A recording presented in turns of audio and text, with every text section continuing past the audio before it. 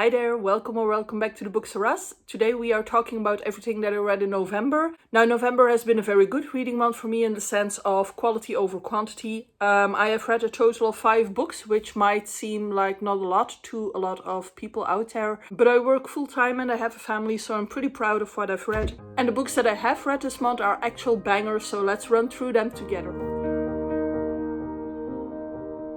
The first book was In Memoriam by Alice Wynne, which is about these 2 boys who are at school together in England when World War I starts. And one of them has to enroll to protect his family because they have some German origins and they are looked at as if they might be spies. So he enrolls at the age of 17, I think. And the other boy misses him too much and he enrolls too early as well. But he is very much romanticizing this war in his head. He thinks that it will be something beautiful and that it will be something beautiful and poetic, which it absolutely isn't. And this was just a wonderful book to read because you get to know the characters, but you also get the feeling of the war, you get to live it. And it is absolutely one of my favorite books that I've read all year. So once again, In Memoriam. Then the second book was The Seven Husbands of Evelyn Hugo by Taylor Jenkins Reid. This one is just one of those books that you have to have read because it's a lot of fun going through it, but it is also written very well. This one is about a journalist who gets the chance to write the biography of Evelyn Hugo and have several interview sessions with Evelyn Hugo, which is pretty rare because Evelyn Hugo is this world famous Hollywood actress who has had 7 husbands and who has been out of the spotlights for quite some time now, and hasn't given any interviews anymore. But there is more to it than that, and that you would have to discover yourself. I would highly recommend you to read this one. I enjoyed it immensely. There is very good reason that this one has been praised all over the internet and everywhere where you look at books, basically.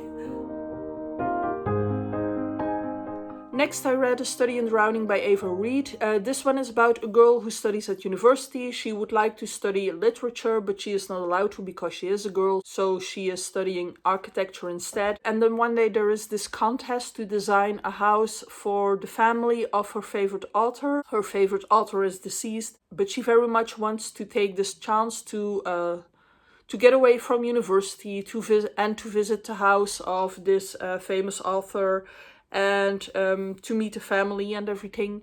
And when she is there, she meets the son of the author, and she also meets another student, an actual literature student, who is there to write a thesis about this author.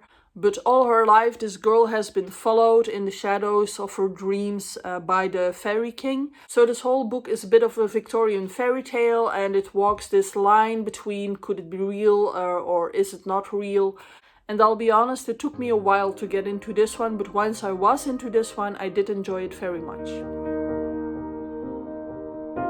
Next, I read On Earth We're Briefly Gorgeous by Ocean Vuong. This one is about a boy whose mother and grandmother are from Vietnam, and his mother was there during the Vietnam War. And they came to America to start a new life, and then they had to deal with racism here. And now this boy doesn't know who his father is, and he has to go through certain things of his own, which I'm not going to tell. But what is most important about this book is the writing, because this is very poetic writing, and that language captivated me, and I made some annotations of my favorite parts. And everything in this book is sort of fragmented together. Everything is either a memory or a feeling, and all these parts are combined together to make this book.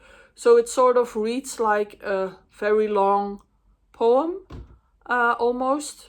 And while I was reading this book, I was very much impressed by both the language and the content of this book, because this is a very sad book. It is all gloom. It is all misery. All the metaphors and all the comparisons are also all about misery. So having sat with this book a bit, I am actually a bit less enthusiastic than I was when I had just finished it. Partly because there is only misery in this book. It is all about doom, And I'm not saying that I need everything to end well or something in a book, but I do need some sense of hope or something that keeps you motivated to continue reading. And what I also didn't really like was that Ocean Vuong kind of forced the ending because he made all his imagery and all the comparisons and metaphors that he has used during the book come together at the end, which felt unnecessary, but I still consider this a very good book. Now, the last book I read is Piranesi by Susanna Clarke, and this one I liked very much. It's a very special book. It is about this man. At first I wasn't even sure that it was a man, but you realize that it is a man. So it's about this man who is living in this labyrinth kind of marble complex filled with hallways and vestibules and statues. And this labyrinth, I'll call it, is sort of never-ending. And it consists of 3 levels. And on the bottom level, the sea tides can come in. So sometimes there's water, or you have certain rooms or courtyards that are filled with water. Then you have the level where Piranesi mainly lives on, which is dry. And then you have the top level, which is filled with clouds. Sometimes it's clear, or in some rooms it is clear. But in a lot of rooms it is filled with clouds. So the visibility is very bad, which might be dangerous. Now this man, I already called him Piranesi. Piranesi only knows one other human being, and that is the Other. Well, Piranesi calls this man the Other. And the Other only comes by twice a week, and he only stays for an hour each time and asks Piranesi questions about the layout of the labyrinth and the living conditions in the labyrinth and things like that. Now, Piranesi got his name from the Other. He doesn't really feel comfortable with that name, Piranesi, but he doesn't know how he would call himself otherwise. But he is very happy where he is. He just doesn't really know anything else. He doesn't know where he came from. He just figures that he has been there forever.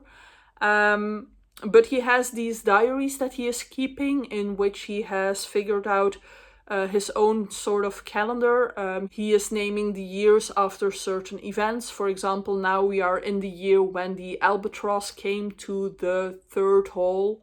And in these diaries, he keeps track of things like the tides that are passing, or birds that he has seen, and his conversations with the Other. And slowly things come about that make him ask certain questions about his condition. And the great strength of this book is that it is so wonderfully weird, and that you are discovering everything alongside Piranesi, and you only know as much as he knows, but because we have a different context, we start to guess what might be going on. And it was really well done, and I enjoyed it very much. So that was it for November. Very good reading month altogether. Please like, subscribe, leave a comment, because I would appreciate it very much, and I hope to see you soon in a new video. Bye!